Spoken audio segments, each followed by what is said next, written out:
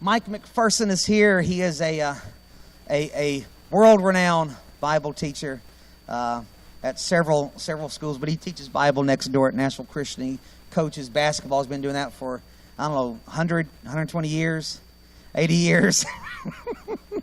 But and he also is one of the ministers at Woodson Chapel. Mike is one of those guys that if you really listen to, he'll make an impact in your life.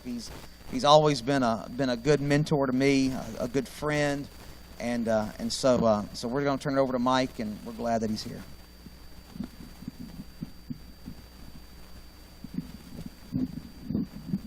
Well, I'm glad to be with you. I know you expect the guest speaker to say that. I said, well, I didn't really want to drive out here. It'd probably be a bad way to start the presentation. Did David tell you the topic, or do y'all know? Do y'all have he sent me the topics of some of the speakers. The theme, Joey Spann was The Day I Died. John Temple's The Day I Laid on the Floor. So I thought, okay, this is good. So David asked me to speak on depression. So, with that uplifting title,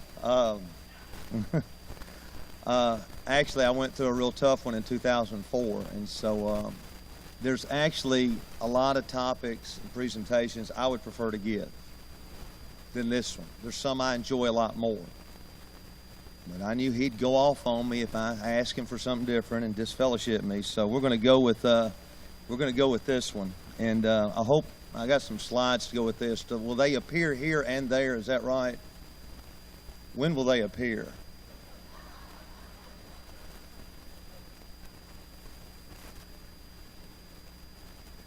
There we go. Okay, good. All right, that helps.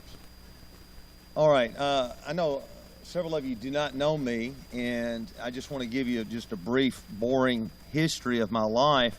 I had a wonderful all-American Christian life. I was a beautiful child, and I had it made. I had a neat situation. My parents raised us in a Christian home. My little brother would stare off into space quite often. He was a little slower than the rest of us. But they provided the best. We had the first-rate facilities to bathe in. And, they provided me with my rock star career that I was pursuing. And I was a typical kid, wanting to torture my brother like any other kid. And but it was a great grown-up experience. And here you can see that, the glory of God descended upon me, the oldest there. You can see the essence of heaven falling. I'm just showing you the photos, I can't help it. And in high school, along with all the other teenage boys, we wore very short shorts. So it was a disgusting time. And then fast forward, and I got married and had kids. And really, I can say honestly that I would not have traded my life with anyone. Everybody, even when you have a great life, you have typical ups and downs, and I had that in tough times. But as far as being able to complain about my situation, I had a wonderful life. I had at the time I was teaching at Lipscomb. Both my boys were on our team at that time, and I really, literally would not have traded places with anybody in the world. And some of you, like David and Susie and Connie Joe and Coach back there, some of y'all that knew me before 2004 know that, I was high on life every day. I was having a good time. And that wasn't a show. That was really me. I did not have to wake up and go, got to be positive today. They're counting on you. I just had a good time. And I really thought that God was protecting me. I thought he was protecting me because for two reasons. One, if I had real bad times, I'd break down because I'm a sissy, and I wouldn't be able to take it. But mainly, I thought he wants to keep me upbeat so I can help encourage people. And I felt that's what was happening in my life, that I was able to be positive. I'd never had any real bad stuff happen. So God had this hedge around me. There's a guy in the Old Testament that reminded me of that a little bit. Had this hedge of protection. That's the way I felt. And I thought everything was pretty hunky-dory. And one day, it was January 2004. I think it was the first day of school for the new semester. I woke up, and I need to tell you this, first of all. I never did drugs in my life. I've never been drunk one time. I've only sipped alcohol 2 or 3 times in my life and spit it out. And I just say that to you to show my brain has not been warped on sniffing glue or anything, you know. I didn't do that too much in elementary or anything. I've taken care of my mind. For some reason, I had a chemical imbalance in my brain during the night. And I woke up, and all day long, while I was trying to teach, just like little bitty 1-second bites on a commercial, I was having horrific, evil thoughts, one right after the other. Immoral, blasphemous. I did not know what had happened. Later, I learned what this type of particular mental illness was, but at the time, I didn't know what was happening, and it just flashed through. You know, everybody has a crazy thought every so often, you know. You think, man, what if I took that and stole that from the store? That'd be stupid. I mean, you think something real dumb and then it's gone. These were rapid fire. Fortunately, because of some events later that I'll tell you about, I have forgotten what they were. I'll tell you later why I have forgotten them. But I just know that they were horrific, and it went all day long. And I didn't say anything to anyone. I thought, well, maybe I'll be okay in the morning. And so when I woke up in the morning, they were going again. And about 9 o'clock, I called my wife and I said, hon, something's wrong. I don't know what's happened to me. So I went home, and as this continued through the week, I could not go back to school. Not only was my brain doing that, it was flashing back, just like a computer, everything I had ever done wrong, stuff I had forgotten about. So with those two things happening all day long and into the night, and I couldn't sleep, I thought God had left me. I plunged into a deep depression thinking that literally I was of the devil. And it kept getting worse and worse. And that was on a Tuesday, I think, when this happened. And by that Sunday, I couldn't go to church. I could not have done anything. And it kept getting worse and worse and worse. And I plunged deeper and deeper. And this particular mental illness attacks what is important to you. It is like a monster. I don't know where the Bible is on current day demon possession. I don't think that was what it was, but I tell you, it felt like it. It felt like it. And as I kept going down and down and down, I felt like I've always been a hypocrite. You know, when you think your whole life you're going to go to heaven, then all of a sudden one day you wake up and you think you're going to hell. That's depressing. And so it continued to spiral.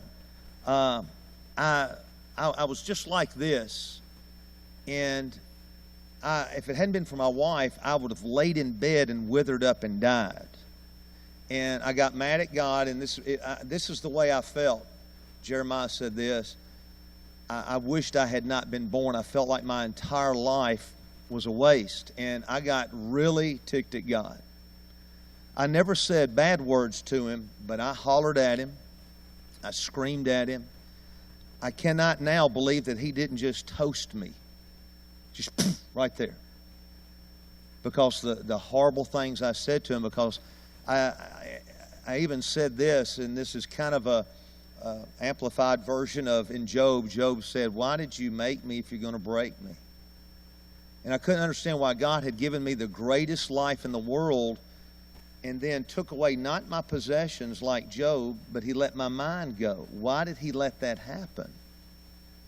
Because no matter how much stuff you've got, if your brain isn't right, you cannot enjoy it. No babies were cute. No sunset was beautiful. Krispy Kreme did not taste good. Now you think about that one for a second, ladies and gentlemen. Nothing brought me pleasure. Tennessee beating Alabama, back when they used to win those, nothing brought me happiness at all. And before I forget this, let me pause just for a second. And I think there's a reason David gave me this lesson, and maybe there's some of you that are struggling with it. But if you are struggling with it and you're able to fake it, good. That's good. you're ahead of where I was. I couldn't fake it. I couldn't get out. It wasn't something we could hide, where I could come to church and act like everything's okay and then fall apart. I have a preacher friend of mine who's that way. He can preach. He can get up. He can make it to church. When church is over, he collapses, and he's down for a whole week and then gathers the strength. I could not do that. I couldn't get out of my house. I didn't want anybody to come over to the house. There were only a few people I would talk to. One was Walt Lever over at Brentwood Hills. Walt had gone through some serious depression. Another was Keith Nicholas, who was our campus school director at Lipscomb at the time. He had chronic fatigue syndrome where he could not get out of bed for 7 years. And Coach Roller, do y'all know him as Coach Roller? Okay. I see he's not here, so I'll be addressing that with him later tonight. He was one of the few people, there's only 3 or 4 or 5 people that I would talk to. And I was pretty mad at God. And I didn't know what was going to happen. Now, before I continue on my journey back, let me just say this about a typical congregation. Let's say you got 300 people here. I don't know how many you got on Sunday morning. Let's say if there's 300 people here on Sunday morning. And I believe these stats are low. But 20% of them are going to deal with it in some way, in some form, maybe not as severe as I did, and I pray you don't. There's only 2 people that I've ever wished this on. That was Hitler and Bin Laden. Those are the only 2 people I would ever wish this on. Everybody else, maybe Charles Manson, nobody else. I don't want anybody to have this. Okay? That means we could have possibly 60 people in a 300-member congregation that will deal with it from somewhat mild to pretty severe. And, of course, if you're in mild depression, you can't tell it's mild because you might want to get this down if you're taking notes. Depression is depressing. It's pretty heavy, wasn't it? Aren't you glad I came out and shared that with you? Depression is depressing, and you can't compare it to others because yours is it's bad. And you can't count your blessings and get over it. And so I just share that with you to let you know what you need to realize in a church like this, that people are dealing with it. So I started going to doctors, and nothing worked. I think I went to 3 different doctors, and I really appreciate these guys. I know a lot of people I shouldn't say a lot of people. There are some people in medicine that rip you off, and they use you, and they get you on medication, and that way they make money. I had 2 different doctors that said, Mike, we can't help you, and they referred me to other people, and I appreciate their honesty because I was too sick. My wife didn't understand all this.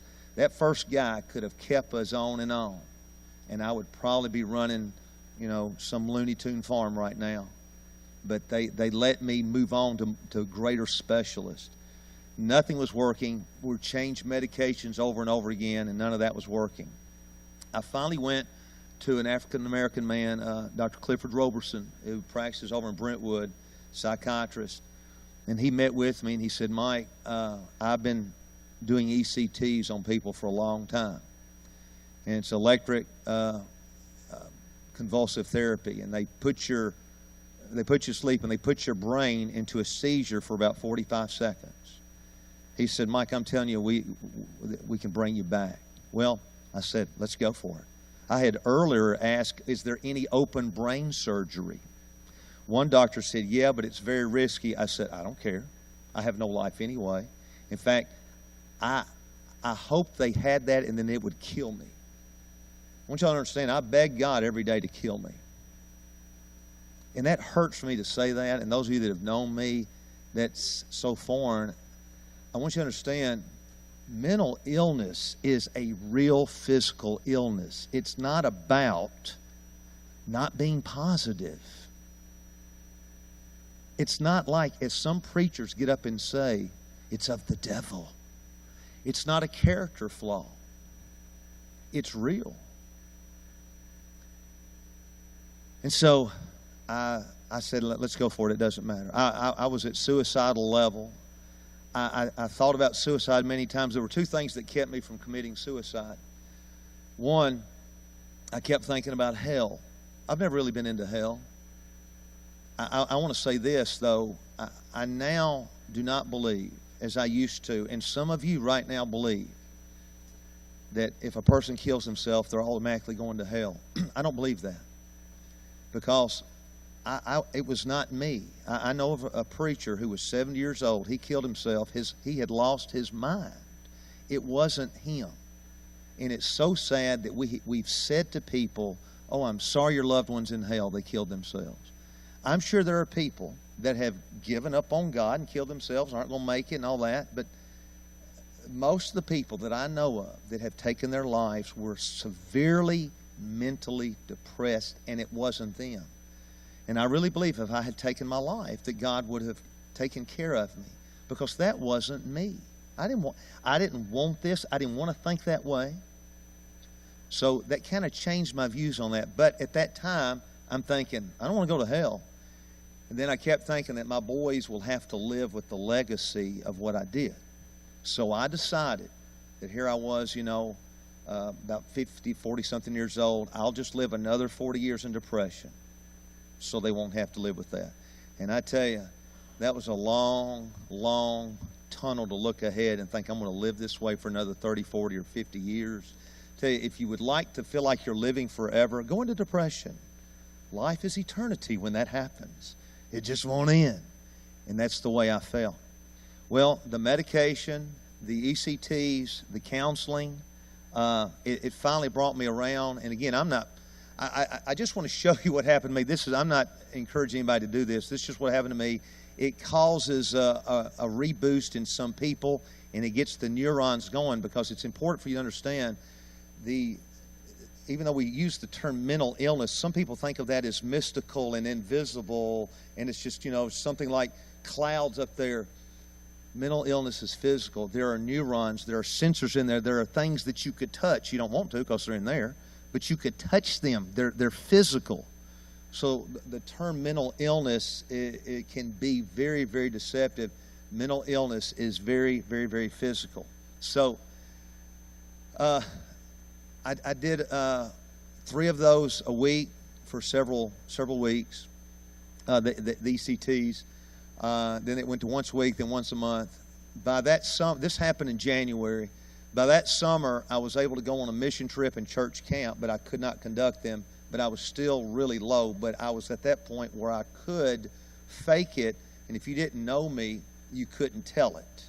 By that fall, I was about 65 to 75% back. I could go to school and teach. Between classes, sometimes I would go to the bathroom, and I would just lean my head against that tile wall and pray, God, get me through this next class. Get me through this next class. The students that did not know me, I was fortunately at a point where I could fake it. I was doing pretty good by that spring, and by the following fall, I was pretty much about back where I wanted to be because of these factors. My wife, she's very disciplined in her diet and exercise, and since I did not care what I ate, she fixed perfect meals for me. I ate absolutely perfect. If you don't care what you eat, why not just eat perfect? And that's what she did. I never said, no, I want a hot fudge cake with that. So she gave me a perfect diet. Right now, I need to lose 50 pounds. At that time, I lost 50. Physically, I was in the best shape of my life. We were exercising every day. I didn't want to. She made me get out of bed every single day. And you got to have that. You got to have somebody that will make you do stuff. So I had a perfect diet, then doing the meds and ECTs. And the other thing that was important was going through a routine. Even though you don't want to go through a routine, it's important that you do that. Finally, I got to the point where I could go to church. At first, we would drive to the parking lot, and I would sit in the parking lot, and I said, let's go home. Then I finally got inside the foyer. Then I would sit on the back row, and then in a few months, I was teaching class again. I was still in depression, but I could teach. And it was because, so far, these 4 things so far, the routine, and that's important. Now, story about Coach Roller, and bless his soul for not being here. And I don't want you to keep bringing up that I kept bringing up the fact that he forsook the assembly tonight. Don't lay that guilt on him unless you feel like you really want to. So he had, when I was still in really bad shape, he took me out to eat, and he did something that was risky. At this point, this was probably about March, and I had not smiled since the first week of January. Never laughed. Nothing was funny. And we're driving by a house that had a cannon, Civil War cannon like that, sitting out front. And he said, "McPhearson, you think you got problems? That guy's got to protect his home with a cannon." And I tell you, that was risky for him to do that. But I laughed, and it was the first time that I broke through. And now, that did not bring me out of my depression. But I'm telling you, it was one of those baby steps. Coach Roller didn't take me out and quote a bunch of Scripture, mainly because he doesn't know a bunch of Scripture. But again, I don't want to focus on things like that. But I tried to do a few routine things. I had a good friend, David, good friend, and I lost it. The ECTs also cost a lot of short-term memory.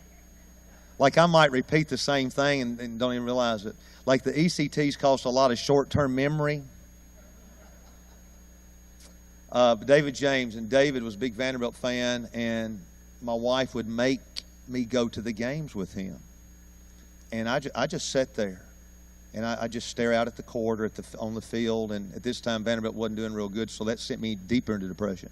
A little humor there, just a little humor there. And David was one of these diehard fans that he's the kind, he gets mad at the Vanderbilt fans that come late and leave early. We stay no matter what the score is. And this was in the days when Vandy was getting blistered a lot. And we would listen to the post-game show after 30-point losses.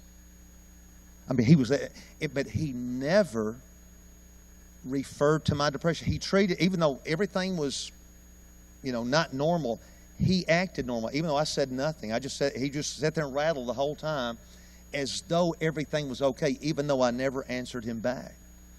I did not realize this at the time. That was therapy. I didn't realize at the time. And it was little things like Coach Roller and David that were just as important as the ECTs and the medication and the diet and the exercise. Getting counseling and having a support group like my wife and my church and school continued to pay me through that, not knowing whether I would ever be able to work again. Something along the lines of support there, I've never thought I was superior to people that were poor or the homeless. I've always done programs for them and been involved in that. But like some of you, sometimes I look at a homeless person and I go, "Why don't you get a job? And then you won't be out here. Just work. Now, here's your sandwich, but, get a job." Some of the homeless people are lazy. But some of them had what I had happen, and they didn't have a support. I don't know which ones they are. But that's where I would be. Had I not had my wife and my church and my school and my family, I would have been one of those people. Actually, I wouldn't, because I would have died in some bed somewhere. So I don't judge them. I know some of them are lazy. So I hope that was worth me coming out and saying that right there, because it taught me a lot of stuff. And then, of course, prayer. A whole lot of that. My wife would say a prayer to God constantly, and she would say, "God, surround this house with your angels," because we felt like demons were coming into our home, and I don't think they literally were. I think I had a chemical imbalance that felt like demonology. But she had a real neat prayer. I'm going to try to get an artist. We got some great artists over there at the school, and she had this picture of these angels, and not the cute ones with the cherubim cheeks, and they're kind of baby and feminine looking. They were like soldiers, she said, dressed in white soldiers. And they were surrounding our house facing outward, and their arms were interlocked. I thought that was kind of a neat image. I'm going to try to get the kid to paint that or draw that for me. And that was an important thing in our lives. This next story Is this boring? I know. I hate to go on. And I've got a lot better lessons than this. I feel like I'm just talking about me tonight. Those of you that know me, y'all know I'm pretty conservative in nature. It bothered me that Joey Boone was leading singing with his shirt tail out. That really bothered me a lot. David got up here without a tie, so those type of things I think are on the edge, and I don't appreciate them at all. Y'all don't have pews. I don't know what all these regular chairs are. What is that? This is not even church in here. You said y'all don't go to church. You're right. You don't go to church. Okay, a little humor there. Now, y'all know I'm not way out. Those of you that know me, I'm not way out. And I don't know what to make of this. I don't know how God always does stuff. But we were over in the Overton High School area where we were living near there at the time. We were going down the road, and this is when I was in the middle of the deep, deep, deep, dark depression. And Lisa was driving because I could not drive because she thought I might drive off a cliff sometime, so she always drove everywhere. And we're going down this road, real nice neighborhood, but it's kind of a suburb, rural type, all the houses have real big yards. And I said, I just wish God would send me an angel to tell me I'm going to be okay. Just as I said that, the next mailbox had the painting of an angel on the side. Now, I don't know if you've ever seen an angel on a mailbox. I hadn't. Maybe they got them. And it was a side view, and it looked like, when someone on TV, they show them running real fast, there's this afterburn. That's what this angel had, this like he was streaking through the sky, and he had this afterburn. Now, my wife did not see the mailbox. She wasn't looking at that. So here's what she heard. Man, I just wish God would send me an angel and tell me everything's going to be okay. There's an angel. That's what she hears me say. So she thinks I'm seeing Gabriel on the hood of the car. She looks over at me, and I said, there was a painting of an angel on that mailbox back there. And so that was kind of interesting. So a couple of days go by, and I said, Lisa, that was weird. Let's go back down that road. We drove back and forth down that road 4 times and never saw, I know this is hokey. I promise you I did not do LSD in high school. And we never saw it. I don't know if someone came out and changed their mailbox. I don't know. I'm not saying it's a miracle. I don't know what it was. I don't know if God sometimes does little things like that when we really need it. I don't know.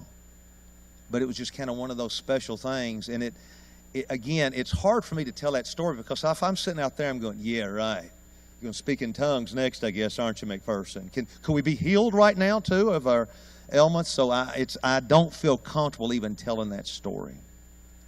But it's something that was encouraging at this time. There was an African-American man that was a nurse when I was getting ECTs, and I was spilling my story to him. He was a very patient guy, a little bit younger than me. And I just kept going on and on, going, why did God let this happen? I mean, I had this wonderful life. I was influencing people. I was an encouragement to people. And he said, Mike, this may not even be about you. And that made me so mad. What do you mean it's not about me? I'm depressed. He said, this may be about somebody else learning lessons. I didn't like that at all. But he was right. It wasn't about me. Maybe it was so I could come here and talk to y'all. Okay? I don't know. But I believe he was right. I didn't like it at the time. Didn't like it at all. I drew this little chart this afternoon on my PowerPoint. I hope this will help you a little bit. If I can go right here. Here we are at the normal level of life. And we all have little ups and downs. Okay? What happened to me, I fell off the deep end, so I was here. Recovering, this is so important. If you're struggling with this or have a loved one that is, this is so important. This little graph that I've just drawn will help you, okay? When you break a leg or a bone or have regular ailments, you get better linear, just boom, a straight line. Each day you're a little bit better. Recovery of depression does not work that way. It goes like a really messed up roller coaster. And you can see, and this is a statement that someone told me, I think a doctor or a counselor told me, I want you to look at it. When the little humps at the top, that represents days that you feel a little bit better. And look at that chart and see if this makes sense. Today's lows are better than yesterday's highs. Today's lows are better than yesterday's highs. Because it goes like this. And it was several months before I realized I was even starting to come out of it. It's not like I'm in this depths of depression, but I feel great. Let's get a hot fudge cake and go to the Tennessee game. And look at that baby, isn't that cute? Just one day I wasn't as sad today. And it happens in very, very small increments. And that's so important for you to realize if you're working with people that have this disorder.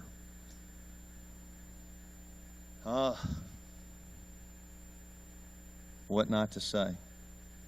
A lot of well-meaning churches put this on their marquee. You do not realize how offensive that is to us. Okay?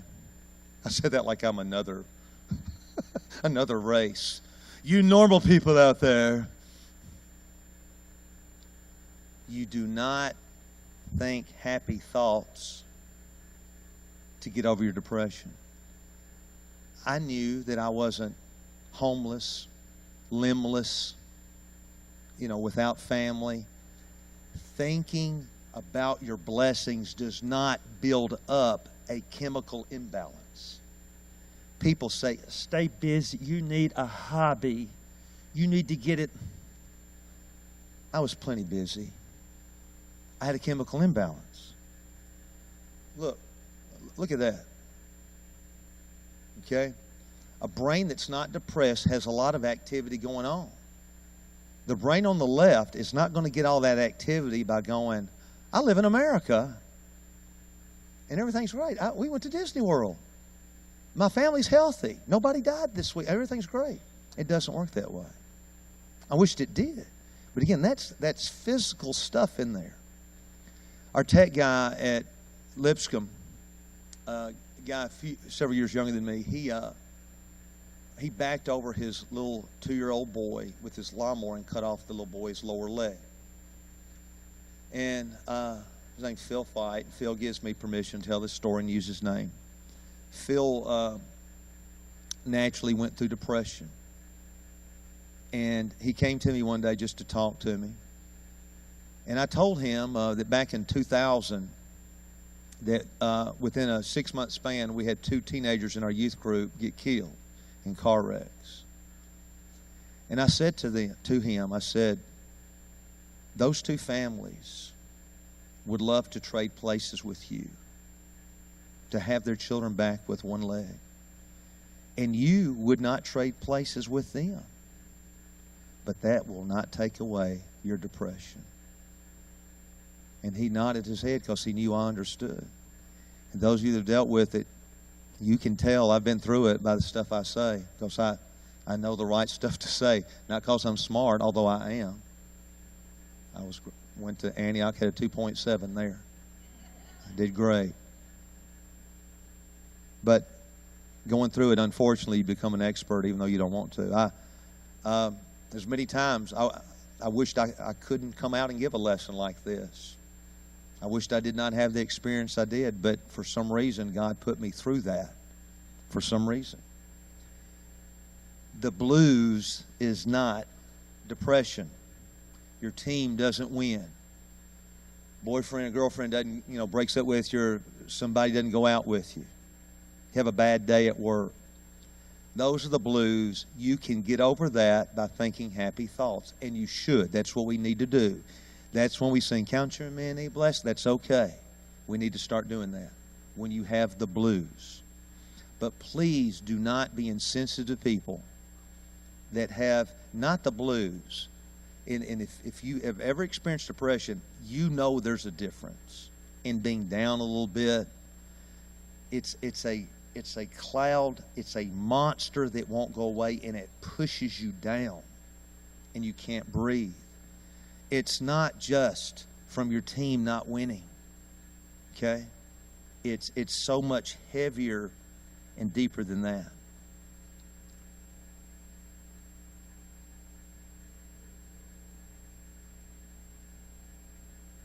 Isn't it interesting that if somebody had cancer or diabetes, we wouldn't say, just think happy thoughts. Just think happy thoughts and that cancer will go away. That's the way that hits us. Okay?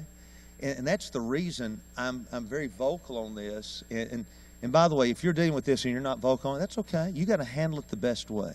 But I'm a public speaker. Everybody knew that I was going through it, so I might as well be public about it. I think that's the reason I was allowed to have it, to help remove this stigma of it's a character flaw, it's a weak faith, you're of the devil, you need to be positive and get a hobby. So I could tell people that's ridiculous. Do y'all remember when Tom Cruise was on the morning show in BC with, who was he on with? Forgot who. They were interviewing him, and Brooke Shields had just had a baby and she was in postpartum depression. Some women go through that. And Tom Cruise, who's a Scientologist, and Tom is a really good actor, but he's a terrible philosopher. You know, I still like his movies. He's an idiot, though. But he's still a good actor. My wife will not go to his movies anymore. I will, because, you know, I don't take it personal like shit, but she's just furious with him. Because he told the guy that was doing the interview that depression is not real. It's not real. And he thinks it's a character flaw. He thinks it's some type of faith issue like so many people do. I wish all the young people in here, but I hope y'all will share this with them, David and others. And those of you that have known me, and Woody Biggs and I, Susie's brother, we were youth ministers back in the heyday of youth ministry back in the 80s. And we would go around and do all these youth rallies and get fired up for God. You'd be fired up for God, out there door knocking, out there reaching souls. And you know, we don't do enough stuff for God. But the Bible never says to be fired up for God. It says to be faithful. I couldn't be fired up for God. I was hanging on. I had that much faith. Actually, if you cut that seed in half, that's how much I had. I was hanging on, just barely. There are some people that can never get fired up for God. You can't be. You're in certain situations, but you can be faithful. That's what you can be. And I tell you, you go through something like this, it just changes your theology. And I'm grateful for the times that we can, you got a group in Honduras right now. They're going to come back fired up, on fire, and making somebody feel guilty because you didn't go. And in a few months, weeks, years, some of them are going to go through depression. And they're not going to go back. Well, man, I was fired up back there. Why can't I stay with... No, because you got a chemical imbalance, or you're going to have a child sick, or you're going to go through some marriage difficulties. But you can be faithful, even if you're not fired up. That does not mean that I can try out for the Titans this year and make the team if I have enough faith. It means I can endure all things. I can endure. Do not fear, for I'm with you. Do not be dismayed. I'm your God. I will strengthen you and help you. I will uphold you with my righteous right hand. You just hang in there. If you had come up to me in the throes of my depression and said, McPhearson, one day you're going to return to teach. They're going to actually hire you to be head coach at Lipscomb. You're going to get to coach a team that goes to the state. A few years later, you're going to get to coach at Nashville Christian, and you're going to get to take a team within one game of the state. You're going to have everything back. I would have said, why are you making fun of my situation? How could you mock me? And I want those of you that have family members, or you're going through it, to have faith. Had I killed myself, I wouldn't have gotten to see this little grandson or my granddaughter. They're both spending the night with me tonight. That's why I can't hang around and talk to y'all. I got to get home. Had I taken my life, I wouldn't get to know them. He's my best little friend. She's my best friend right now. They are at the point where they want to come to our house more than anything. See, they can't just up and go where they want.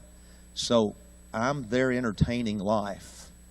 So right now, I'm his best friend. I'm her best friend, and I'm trying to hold on to that as long as I can. So tonight, if he wants Cheetos at 11 o'clock, he gets those. And I would have missed all that. Never throw in the towel. Don't ever give up. Never give up. And you don't have to have the all-American Christian life that I had prior to 2004 to hang in there. You may have a miserable life, but stay faithful. It may never be good again. You hang in there. The Bible never says it's going to be, Disney World. I mean, there are some people. My great-grandfather caught a disease when he was about 18 months old and was blinded, so he never remembers seeing.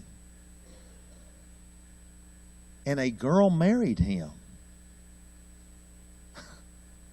He fell in love, and she fell in love with him. She would not go out with this is a great story. She would not go out with another guy. She broke this other guy's heart.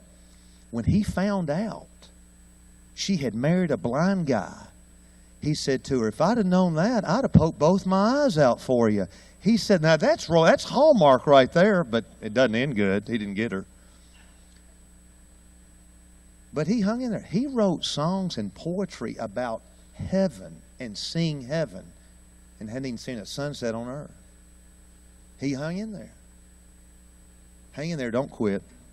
And I really didn't want to give this lesson. I like a lot more other lessons, David, but I have to feel like there was a reason that we had this one.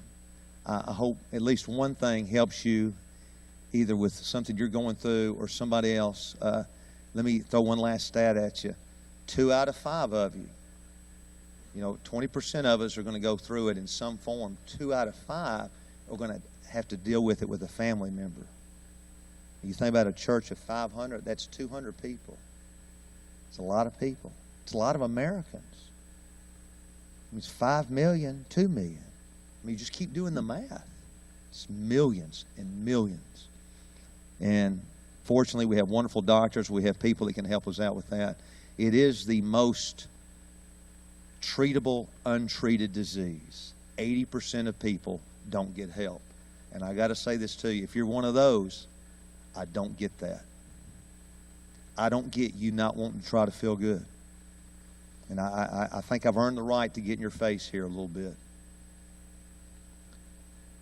Maybe because my fall was so great, I went from the very top of the world to the very bottom. I did have a bigger fall than most people have in this. But I tell you this, I've spoken to alcoholics many times that won't go to rehab, and all alcoholics are in depression. And I've said, why don't you want to feel good again? I said, you can't help that you're an alcoholic, but you can help whether you get help. I said, I could not help that I got depression, but I could do something. I did everything those doctors told me. Had they ripped my head open, I would have agreed to it. I mean, I would really have been a great Navy SEALs guy. I would have marched right into bin Laden's house, said, let's go, boys, let's go right now. I didn't care. I'm ready to die. I was willing to do anything they told me. And I want to ask you this, if you're not getting help, why won't you listen to those of us that are healthy and get help? And I will stay around here a while to talk to you if I need to. My kids aren't coming till 8. So anyway, David, I'll turn it back over to you.